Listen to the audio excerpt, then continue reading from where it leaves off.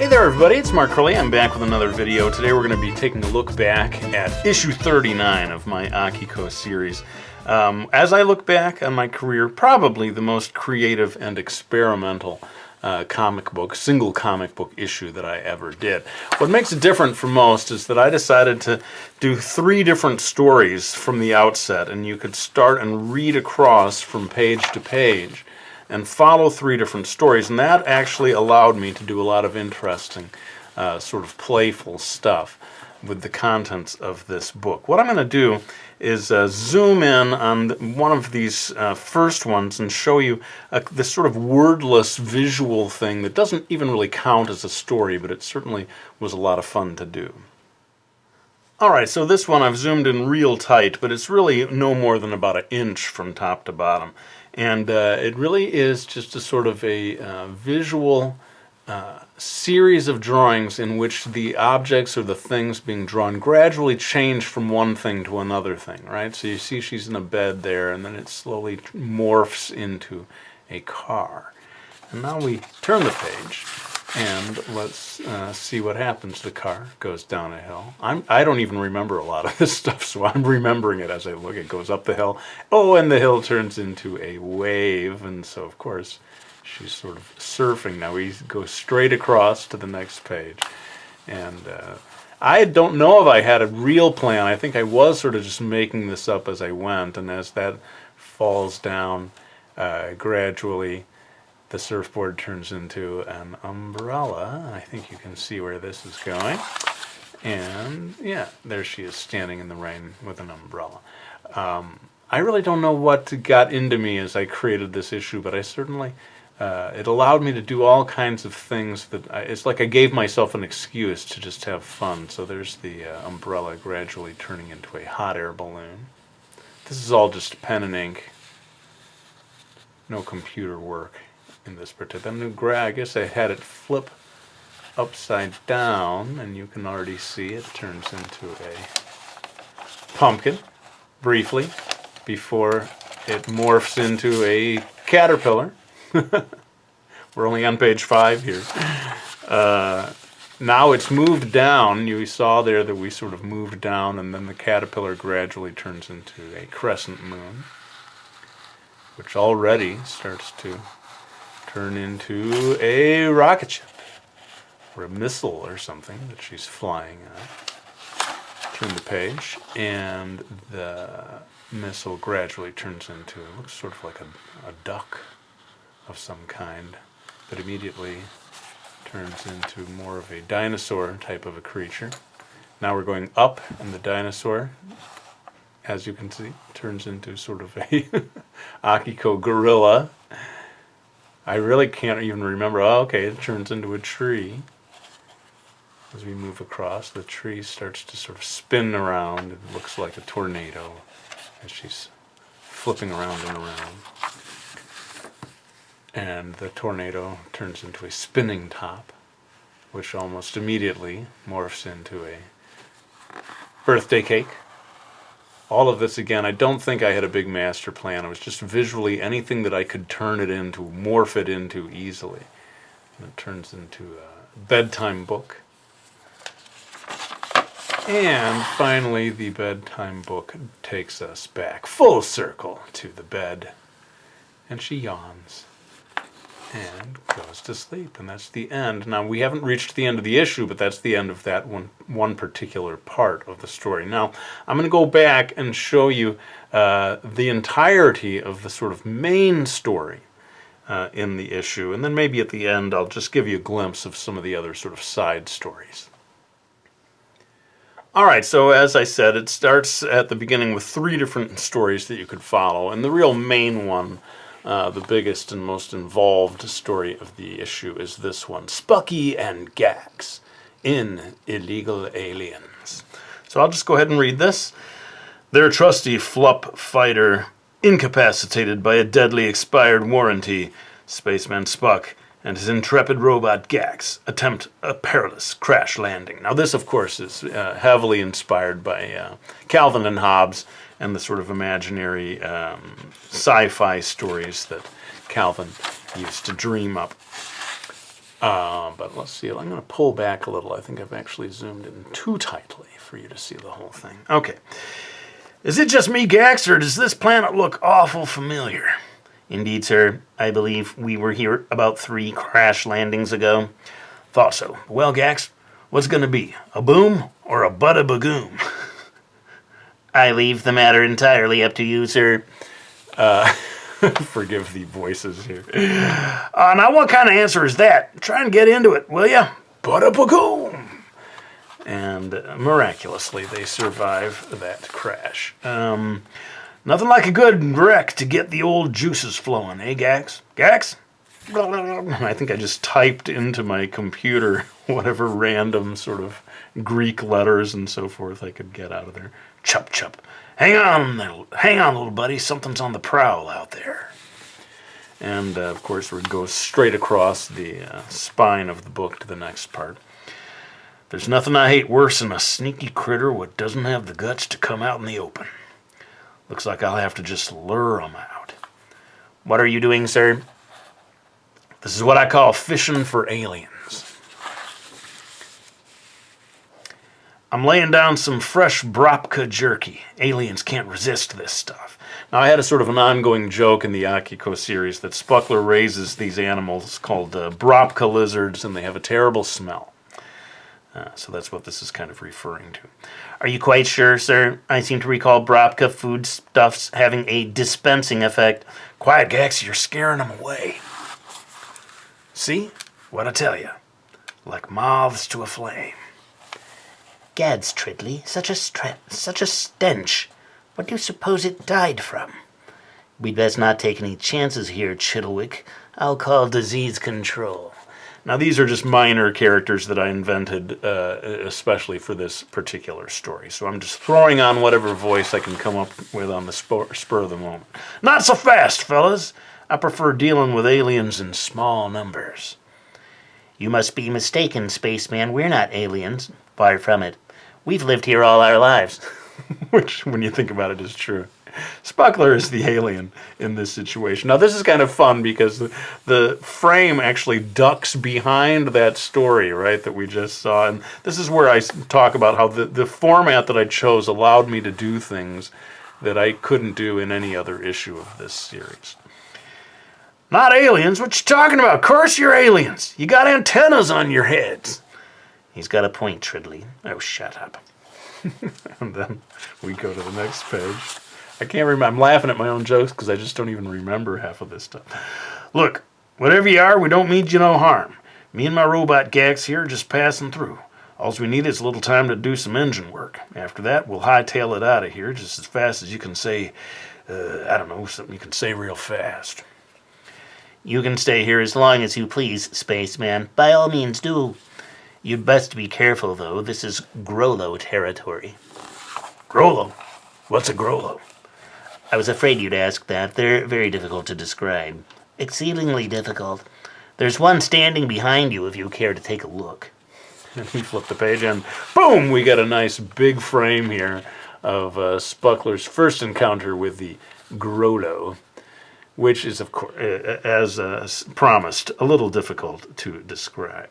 I guess I'll say a word here about how I was using Photoshop in these days to create some of the effects, like this whole thing with this sort of glowing brain. And owing to my process, it ended up creating this sort of screen tone effect. I don't know how far I can zoom in on this, but hopefully you can see this is composed of dots. And that was one of the hallmarks of the AKIKO series, is that it was black and white, but it had these sort of elaborate screen tones, which made my book look pretty different from most of the other black and white books on the market at that time. Now that is an alien. So, I'm laughing. I'm sorry, guys. I'm laughing at my own jokes here. Now this is, you can see, a fun part where it actually splits into 2 different stories. And we're going to have to proceed with this one, and then we'll come back and we'll read this other story. But for now, let's zoom in on this main one.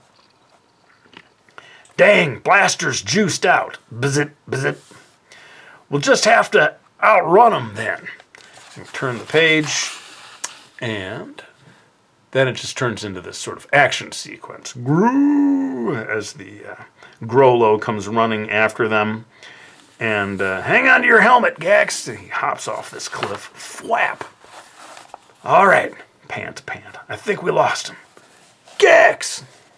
Dun, dun, dun! And his neck has become separated from his body. Yes, sir.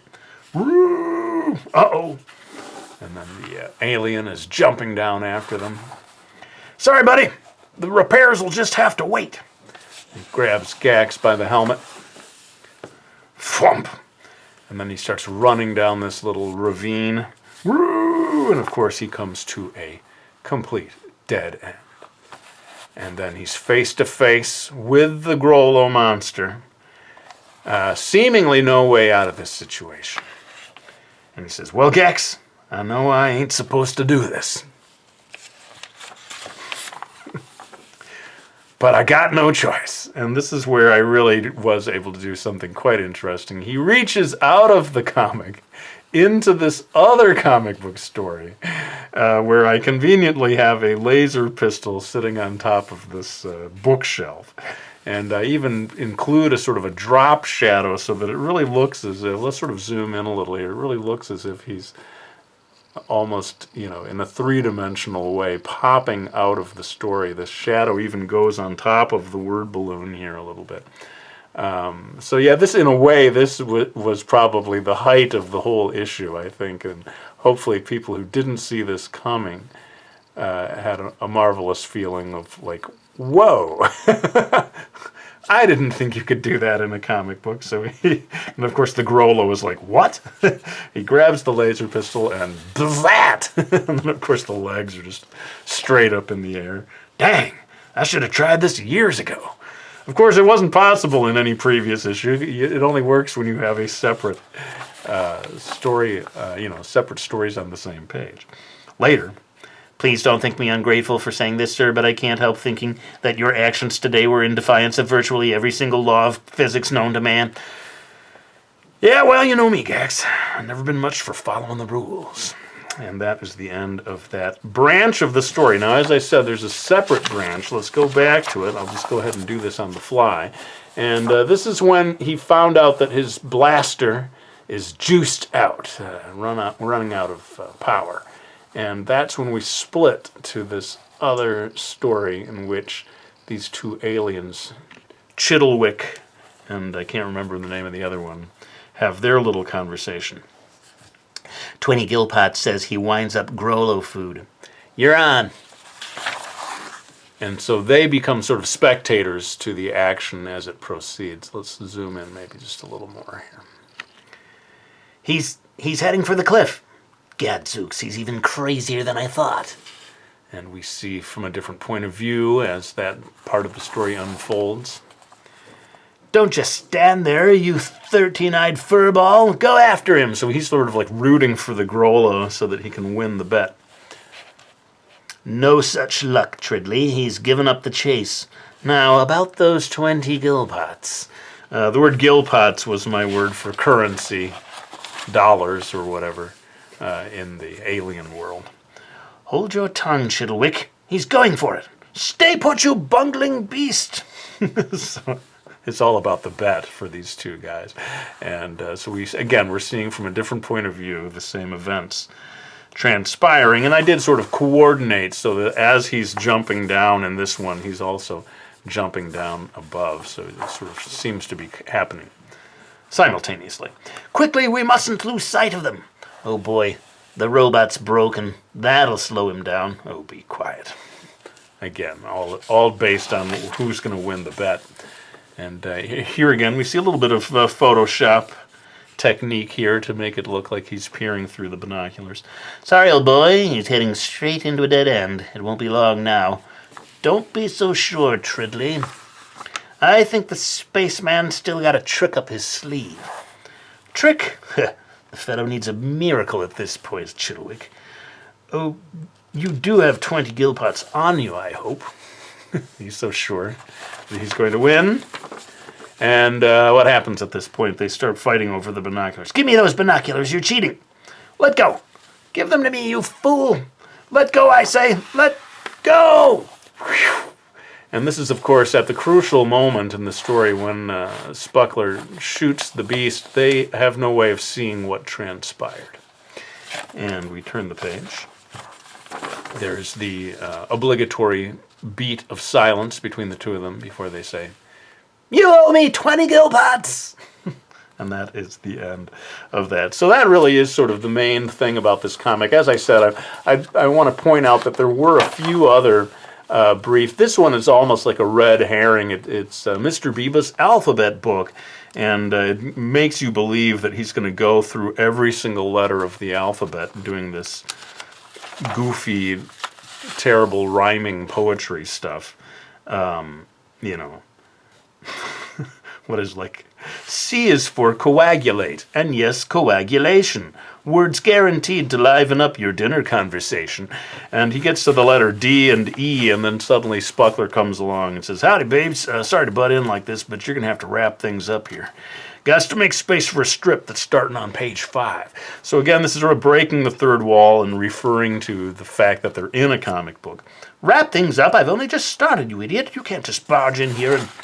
Come on, babes. Don't kid yourself. Readers were dozing off by the time you reached the letter B. This is an outrage. I feel like I'm on a canceled television show. Stop complaining, will you? You're in the next strip. Really? I hope I'm not made to look like some sort of buffoon. Hey, I ain't making any promises." And sure enough, this is when this one zips down, and we start with a new one. This I won't read the whole thing, but this is about Mr. Biba having invented this invisibility potion. And he drinks it, and I guess my idea was that instead of going invisible all at once, he goes invisible bit by bit. So the hair vanishes, then the face vanishes before the facial features, which I thought was kind of fun. And then he eventually becomes completely invisible. Here we have another one on that same page where he ducks behind the other comic book story. And the glasses, I suppose, never do go invisible. That's part of his clothing. And then he goes to have the antidote.